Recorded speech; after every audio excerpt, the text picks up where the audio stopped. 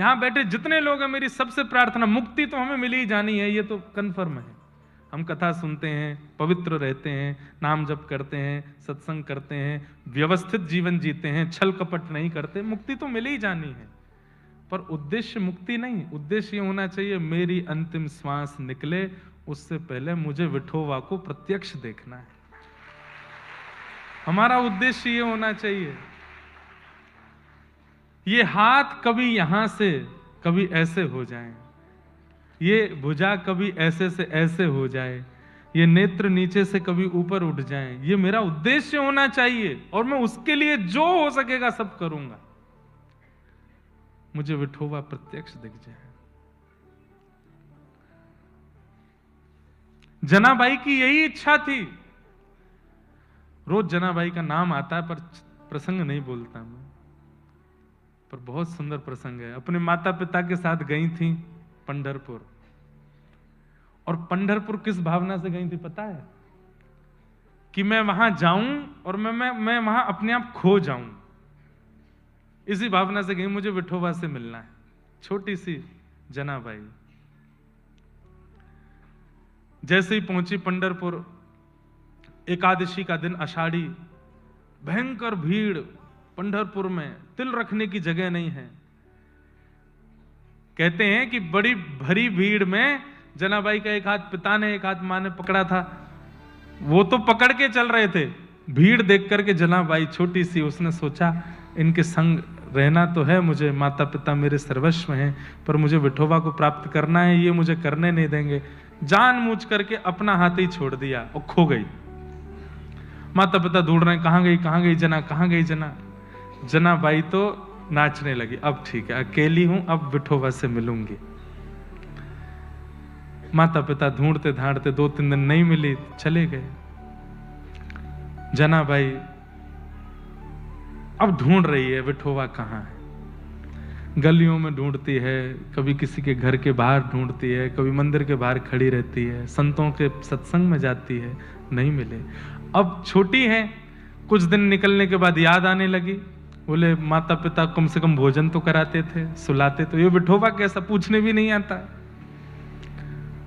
चंद्रभागा के तट पर बैठे बैठे रोने लगी। मैंने कहा ना, महाराष्ट्र के भक्तों का जो भाव है ना ठाकुर जी के प्रति, वो अलग ही है।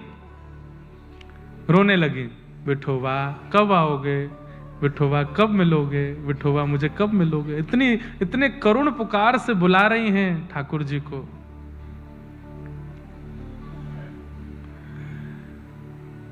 तभी श्री नामदेव जी महाराज और सब परिवार के लोग वहां आए। उन्होंने जैसे ही देखा कि जना रो रही है, बोले क्या नाम है तुम्हारा? बोले मेरा नाम जना है। अच्छा चलो हमारे साथ चलो। और उनके घर में जाकर के वहीं रहने लगी, वहीं सेवा भाव करने लगी, संत सेवा होने लगी, रसिकों की सेवा होने लगी। हर एकादशी को कीर्तन होता था और कीर्तन में बड़े बड़े वैष्णव आते थे। कहते हैं एकादशी के दिन पंडरीनाथ भगवान पंढरपुर में भ्रमण करते हैं, मंदिर में नहीं होते उस दिन। ठाकुर जी ऊपर ध्वजा जी पर रहते हैं, नीचे रहते हैं, वैष्णवों की वारी में नृत्य करते हैं। तो जब वहां कीर्तन होता तो जनाबाई देखती कि इतने सारे वैष्णव नाच रहे हैं, और तभी वो क्या देखती, सांवरा सलोना मुख, सिर पर सुंदर मुकुट धारण किए, पीतांबरी पहने, कमर पर हाथ धरे ठाकुर जी प्रत्यक्ष आए। जनाबाई ने देखा, अरे ये तो विठोबा है। और ठाकुर जी आए, किसी को नहीं दिख रहे हैं, किसी को नहीं पता चल रहा है। जो लोग वहां नृत्य कर रहे थे उनके ऐसे हाथ में हाथ दे करके ठाकुर जी भी नृत्य कर रहे हैं, उन्हें नहीं पता चल रहा है, जनाबाई को दिख रहा है। और जनाबाई देख करके कितनी खुश हो रही है, ओ ठाकुर जी नाच रहे हैं, ठाकुर जी उछल रहे हैं, ठाकुर जी गा रहे हैं। किसी को अनुभव नहीं हो रहा, बस जनाबाई को दिख रहा है। सब लोग इधर देख रहे हैं और जना उधर देख रही है। क्यों? ठाकुर जी वहां नाच रहे हैं, एकांत में नृत्य कर रहे हैं। ऐसी जना का भाव ठाकुर जी दिखते थे। लेकिन जनाबाई छोटी बालिका है ना, ठाकुर जी से बोलती, आप पूरे दिन खड़े रहते हो, मैंने मंदिर में देखा, थक जाते हो, इतना नहीं नाचो, चलो अब बस करो, खड़े हो जाओ, दर्द हो जाएगा पैर में। ठाकुर जी फिर भी नाचते। नहीं मानते तो फिर जनाबाई कीर्तनियाओं के पास जाती, बोले कीर्तन बंद करो। बोले क्यों? थक गए ठाकुर जी, नाच रहे हैं उछल उछल के, उनको दर्द हो जाएगा पैर में। अब छोटी सी जना की कोई बात नहीं माने, और तेज तेज गरज करें जोर जोर से, ठाकुर जी और उछल उछल के नाचे। जना रोने लगे, अरे नहीं नाचो ना, आपको दर्द हो जाएगा। कीर्तन विश्राम हुआ, सब गए तो ठाकुर जी भी अंतर ध्यान, पर कोने में बैठी जना बाई रो रही है, मेरे विठोबा के पैर में दर्द हो गया होगा, मेरे विठोबा के पैर में दर्द हो गया होगा, किसी ने दबाए होंगे कि नहीं। अरे कोई जाके पुजारी जी को बोलो आज घी लगाएंगे ठाकुर जी के चर, बहुत नाचे हैं।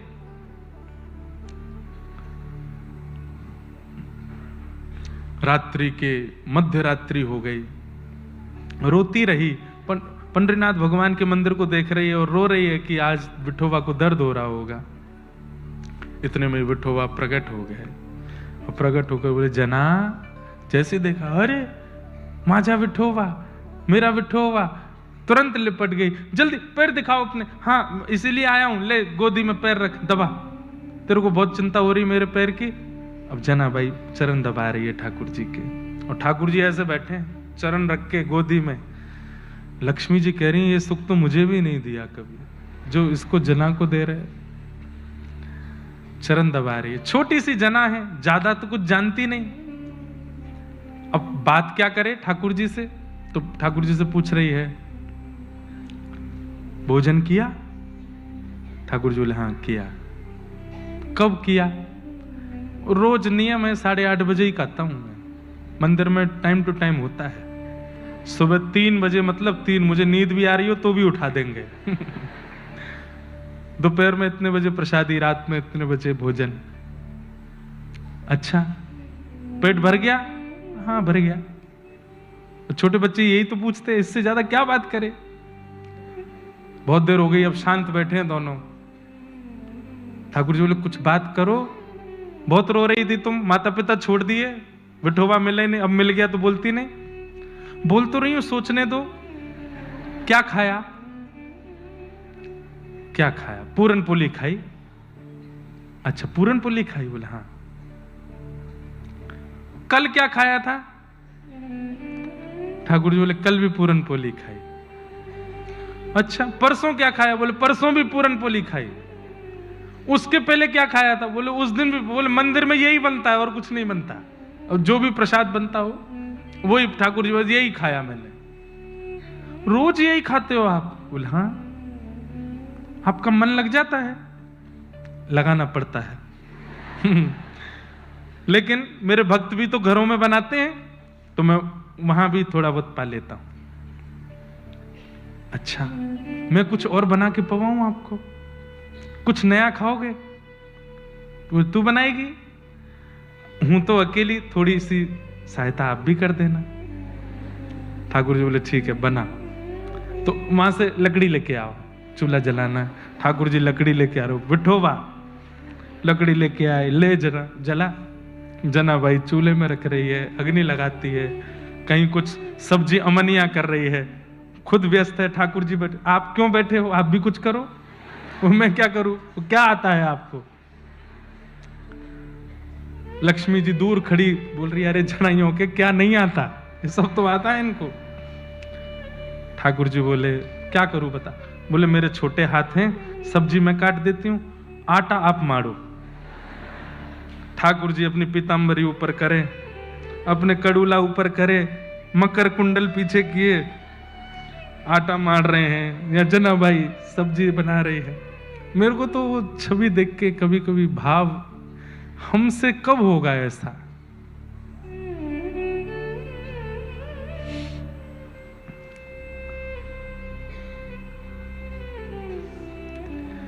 छोटी सी जना ठाकुर जी के लिए प्रसाद बना रही है। दूर खड़ी लक्ष्मी जी भी रुदन कर रही है कि ये सुख तो मेरे अधिकार में भी नहीं है।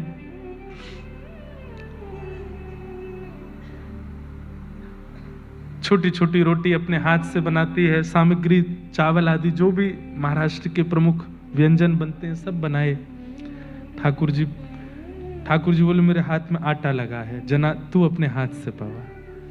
छोटी सी जना छोटा सा कवल लेती है, अपने हाथ से पवा रही है। ठाकुर जी प्रेम से पा रहे हैं। ऐसा सुख जनाबाई को ठाकुर जी देते।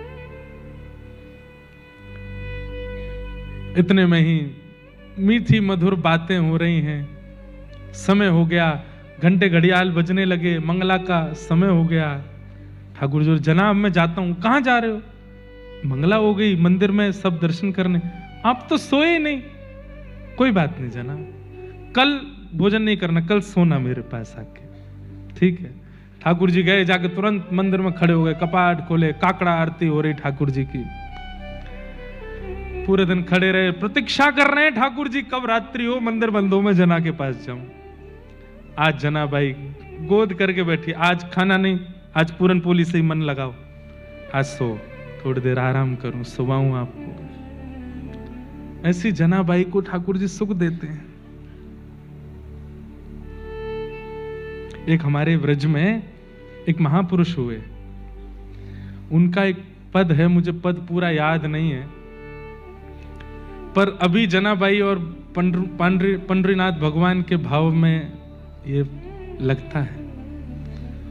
प्रीतम तू मोहे प्राणन्ते प्यारो, प्रीतम तू मोहे प्राणन्ते प्यारो, तुम मेरे पुतलिन में बसत हो। पुतलिन मतलब नेत्र। तुम मेरे पुतलिन में बसत हो, रहो नैनन न्यारे,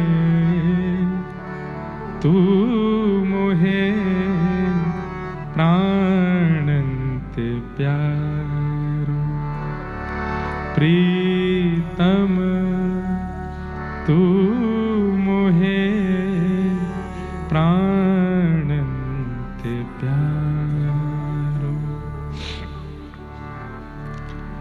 एक रात्रि जनाबाई चक्की चला रही है, ठाकुर जी आ गए। ठाकुर जी बोले, जना आज ना खाना है, आज ना सोना है, तो आज तुझसे कुछ सुनना है, तू बहुत मीठा गाती है। बोले, तुम्हें कैसे पता? बोले, जब तू गुनगुनाती है तो मैं सुनता हूं मंदिर में बैठ के। बंधुओं, ठाकुर जी को संगीत बहुत प्रिय है, आप मान लीजिए इस बात को। जब आप कुछ गुनगुनाते हैं, आप कुछ गाते हैं, तो अगर उसमें प्रेम होता है तो ठाकुर जी सुनते हैं। जनाबाई चक्की चला रही, बोले मुझे बहुत काम है, मैं कैसे गाऊं? बोले सुन, मैं चलवाता हूं ना। ठाकुर जी एक तरफ बैठ गए और चक्की चलवा रहे हैं। बोले तू कुछ गा। जनाबाई गा रही है। अब मुझे तो अभंग नहीं आता जनाबाई का भी, ठाकुर जी सुन रहे हैं। ठाकुर जी चक्की चला रहे थे, तो जितने आभूषण पहने थे वो आभूषण आवाज कर रहे थे। तो जनाबाई बोली, बहुत आवाज हो रही है, ये उतार दो। ठाकुर जी ने सारे आभूषण उतार दिए, चलाने लगे चक्की। इतने भाव से सुनते रहे ठाकुर जी। आज भी गोपालपुर स्थान है पंढरपुर के पास में, वहां स्थान है जनाबाई की चक्की जो ठाकुर जी चलाए, वो स्थान भी सब कुछ है।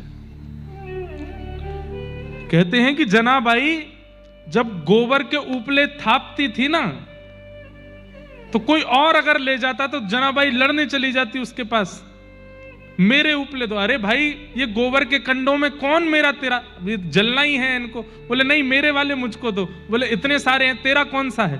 तो जनाबाई कान लगा लगा करके उपलों को कान पे लगाती। बोले कान लगा के क्या देखती है? बोले जिसमें से कोई आवाज ना आवे वो तेरे हैं, और जिसमें से विट्ठल विट्ठल स्वर आवे वो मेरे हैं। सोचिए, गोबर के उपलों पर हाथ जनाबाई धर देती है तो उसमें से भी विट्ठल ध्वनि प्रकट हो जाती है। भजन ऐसा होता है, चिंतन ऐसा होता है। आज बंधुओं, भारत के महापुरुष ऐसे हैं, जब वे एक मार्ग से निकल जाते हैं, उनकी भ्रगुटी देख करके, उनका मुखमंडल देख करके कितने लोगों के चित्त में परिवर्तन आ जाता है। ये भजन की भजन की योग्यता है कि किसी व्यक्ति, किसी महापुरुष के वचनामृत, किसी महापुरुष की दृष्टि, किसी महापुरुष का स्पर्श आपके चित्त को वाद्य कर देता है भजन के लिए। पर जनाबाई की स्थिति देखो, वो तो जड़ को वाद्य कर देती हैं भजन करने के लिए। जनाबाई जिस जिस पत्थर को स्पर्श करती है वो भी विट्ठल विट्ठल विट्ठल गाने लगता है।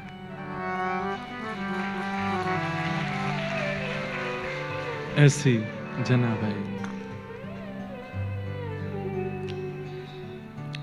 तो हमें मुक्ति की कामना नहीं है, हमें तो ये कामना है जो जनाबाई के साथ है, हमें तो ये कामना है जो नामदेव तुकाराम जी के साथ है, हमें तो वो कामना है जो सूरदास जी के साथ है। सूरदास जी को दिखाई नहीं देता, देख नहीं सकते सूरदास जी,